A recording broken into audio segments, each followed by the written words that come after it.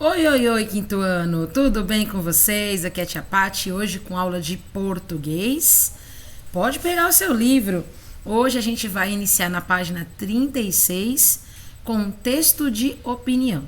Você vai escrever um texto de opinião tendo como assunto a situação dos idosos nos dias atuais, tá bom? Para a gente fazer isso, a gente tem que relembrar o que é um texto de opinião.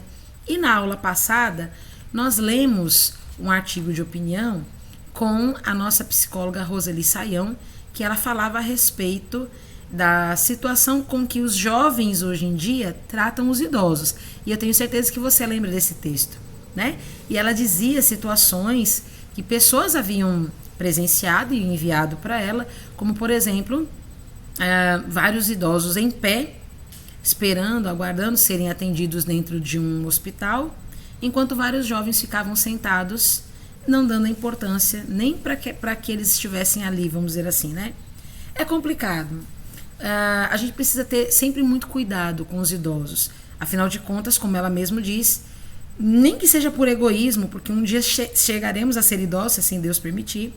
Então, essa era uma manifestação, assim, uma opinião pessoal dela, certo? Uma opinião pessoal dela como psicóloga, trazendo aí uma abertura de olhos para aqueles que estavam lendo o artigo, né? Então agora nós aqui vamos fazer esse artigo, nós aqui vamos dar a nossa opinião. É muito simples, é só você dar a sua opinião sobre a situação dos idosos nos dias de hoje. Porém, esse texto que vocês vão escrever expressando a sua opinião sobre as condições que os idosos vivem hoje, tem que ser o mesmo de um artigo de opinião. Então, para você expressar essa opinião, você vai ter que defender com os seus argumentos. E a gente falou muito disso em sala de aula, na aula passada. Então, para a gente ter argumentos, a gente precisa ler textos que vão ser a base da nossa escrita para esse artigo, tá? Então, a gente pode ler o texto que a gente vai ler agora. Lembre-se, faça algumas marcações, pega o seu marca-texto, grife as partes mais importantes, porque você vai poder utilizar isso como embasamento de argumentação, tá bom? Então, a primeira coisa que a gente vai fazer é nos preparar. Para nos preparar, vamos ler o texto 1, que diz assim: Estatuto do Idoso completa 15 anos. Especialistas apontam conquistas e pontos a melhorar. Claro que esse é um artigo que foi publicado na internet, como vocês podem ver, a gente tem aqui, ó, o título da notícia, que é esse de vermelho em letras maiores. Essa letrinha azul em letras menores é a linha fina. Embaixo nós temos a data de publicação e o horário. E agora nós vamos seguir com a leitura, tá bom? Diz assim, ó: ver uma pessoa com mais de 60 anos ter prioridade na fila do supermercado, de bancos, no ônibus ou em outros locais se tornou mais comum no país. Por vezes ainda desrespeitado, o direito dos idosos em diferentes serviços ficou amplamente conhecido depois do Estatuto do Idoso, que completa 15 anos de vigência nesta segunda-feira, dia 1º. Criado pela Lei 10.741, em 1º de outubro de 2003, quando o Brasil tinha 15 milhões de idosos, o Estatuto trouxe de forma inédita princípios da proteção integral e da propriedade absoluta às pessoas com mais de 60 anos e regulou direitos específicos. Foi a primeira legislação que, de fato, passa a regular os direitos humanos das pessoas idosas. Eu trabalho na área de envelhecimento há quase 40 anos e, na época, nós éramos um dos países que não tínhamos uma legislação que permitisse penas e sanções administrativas para aqueles que praticassem maus tratos e violência. Relata Laura Machado, representante da Associação Internacional de Gerontologia e Geriatria na Organização das Nações Unidas, a ONU, e membro do Conselho do HelpAge Internacional. Perceba que esse parágrafo todo que nós acabamos de ler, uma grande parte dele está dentro das aspas, significa que é uma frase que foi escrita na íntegra de uma especialista que determinou esse relato para ser publicado nesse artigo de opinião. E quem foi? Foi a Laura Machado. Aqui tem a especialização dela, tem o nome dela e tem entre aspas, a frase que ela disse na íntegra. Aqui não foi feita nenhuma paráfrase. Não foi escrito da maneira como o autor entendeu. Ao contrário, aqui está na íntegra, como ela disse. Continuando. A partir do estatuto, pela primeira vez, negligência, discriminação, violência de diferentes tipos, inclusive financeira, e atos de crueldade e opressão contra o idoso foram criminalizados e hoje são passíveis de punição. O Estatuto também aumentou o conhecimento e a percepção dos idosos sobre seus direitos. Ou seja, o que significa a palavra criminalizado? Se tornou crime fazer com que o idoso passe por atos de crueldade, opressão, roubo e violência. Legal isso, né? Então você percebe que o texto está falando que existem conquistas, né, que aconteceram por conta da instituição do Estatuto do Idoso, mas existem coisas que precisam ser melhoradas, né? Ou seja, o texto está dizendo que as pessoas têm uma melhor consciência, que as filas de bancos agora as pessoas deixam os idosos passarem na frente ou terem preferência, enfim. O Estatuto do Idoso é o foco desse texto, dizendo justamente quantos anos ele completou no ano de 2018, porque de 2003 a 2018 são 15 anos. Como nós já estamos em 2021, ele está completando agora em outubro 18 anos, não é isso? É isso? 2003, 21, 21 menos 3, 18, muito bem. Então a gente pode dizer que o Estatuto do Idoso, ele tem algumas cláusulas, algumas leis que precisam ser observadas. E aqui a gente tem o texto 2. O segundo texto está mostrando o artigo 4º, o artigo 4º, artigo 5º e o artigo 6º do Estatuto do Idoso. E aqui diz assim, ó: nenhum idoso será objeto de qualquer tipo de negligência, discriminação, violência, crueldade ou opressão. E todo atentado a seus direitos, por ação ou omissão, será punida na forma da lei. Tá vendo? O idoso não pode ser discriminado, não pode sofrer violência, nem crueldade, nem opressão. Muito menos negligência.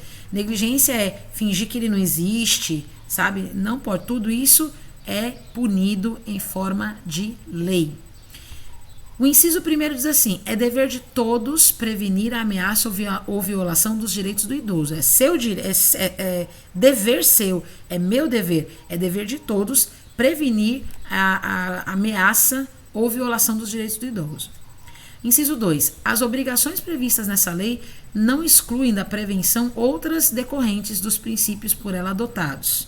Artigo 5º. A inobservância das normas de prevenção importará em responsabilidade a pessoa física ou jurídica nos termos da lei. Ou seja, será responsabilizado a pessoa que não observar direitinho essas leis. Se você fingir que elas não existem, tapar o sol com a peneira, você pode ser processado pela lei. E todo cidadão tem o dever de comunicar à autoridade competente qualquer forma de violação a esta lei que tenha testemunhado ou que tenha conhecimento. Tá vendo? A pessoa não precisa ser uma testemunha ocular, ela pode ser apenas uma pessoa que soube do acontecido e ela pode e deve fazer uma denúncia. Então, com base na leitura desses dois textos, agora chegou a hora da gente produzir o nosso artigo de opinião. E, como é um gênero textual que a gente está estudando nesse capítulo, a gente vai fazer algumas discussões, né, em sala de aula e na sala de aula virtual, para você poder promover, então, a complexão aí desse texto. Você vai fazer esse texto. Então, qual é o fato que motivou a notícia do texto 1? Você vai responder aqui na questão 3. Cite ao menos um direito do idoso mencionado na notícia, tá? Na notícia é o texto 1, certo? Você vai olhar lá e vai citar pelo menos um direito do idoso. Lá na nossa página 38, temos mais uma questão que diz assim, ó: de acordo com o Estatuto do Idoso, no texto 2, que é aquele texto que fala das regras e das leis, né, do Estatuto, o que não pode ser feito contra o idoso? Volte lá no texto 2 e anote aqui. A número 6, qual é o dever da pessoa que vê um idoso tendo seus direitos violados? A número 7, em sua opinião, é uma resposta pessoal, por que foi necessário a elaboração do Estatuto do Idoso. Por que teve que se criar essas leis? Por que, na sua opinião, foi necessário criar leis e criminalizar, né, as pessoas que descumprem essa lei? Por que você acha que isso foi importante? Por que você acha que isso foi necessário fazer? Tá? E aqui na número 8 diz assim: como você vê os idosos do seu convívio serem tratados? Há algo que você possa fazer para contribuir para o exercício dos direitos do idoso? A gente vai conversar sobre isso daqui a pouquinho na nossa aula virtual, tá bom?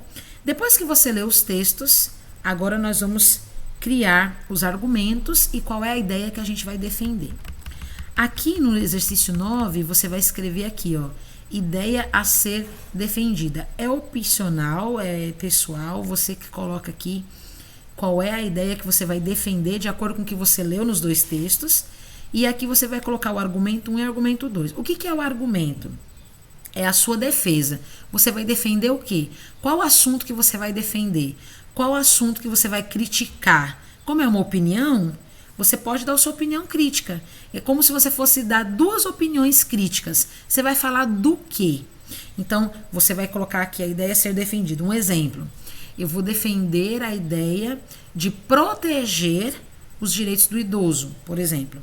Aí eu vou utilizar o primeiro argumento. Qual que é o primeiro argumento? O primeiro argumento é o que está no texto 2, né? Que, primeira coisa, é um dever de todo cidadão.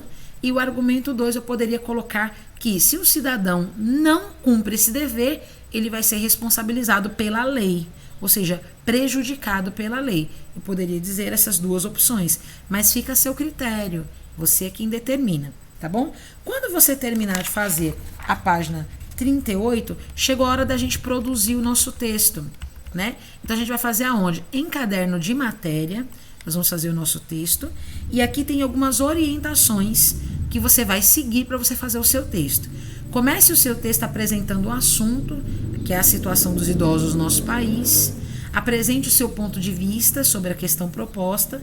Exponha os seus argumentos, que você já anotou ali na página 38. E conclua o seu texto reafirmando a posição que você assumiu em relação à questão que está sendo tratada. Então, perceba que o seu texto vai ter que ter 4 parágrafos, tá bom? 4 parágrafos não significa que tem que ser um texto muito comprido, tá? Mas você vai ter que separar o seu texto em 4 parágrafos.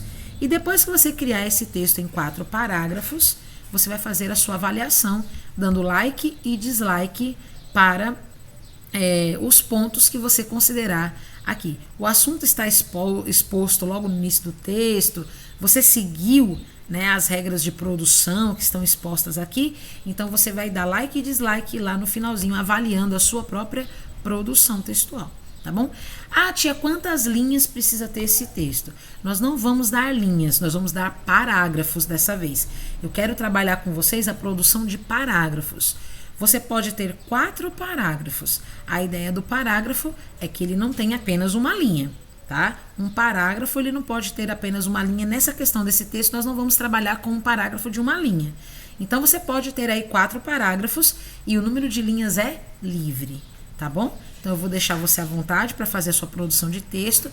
Se houver dúvidas, volte aqui alguns minutinhos nesse vídeo, reveja as orientações. Daqui a pouquinho, na sala de aula virtual, nós estamos juntos para a gente resolver essas questões, tá bom? Então, beijo para você, bom trabalho, bons estudos e até daqui a pouquinho. Tchau, tchau.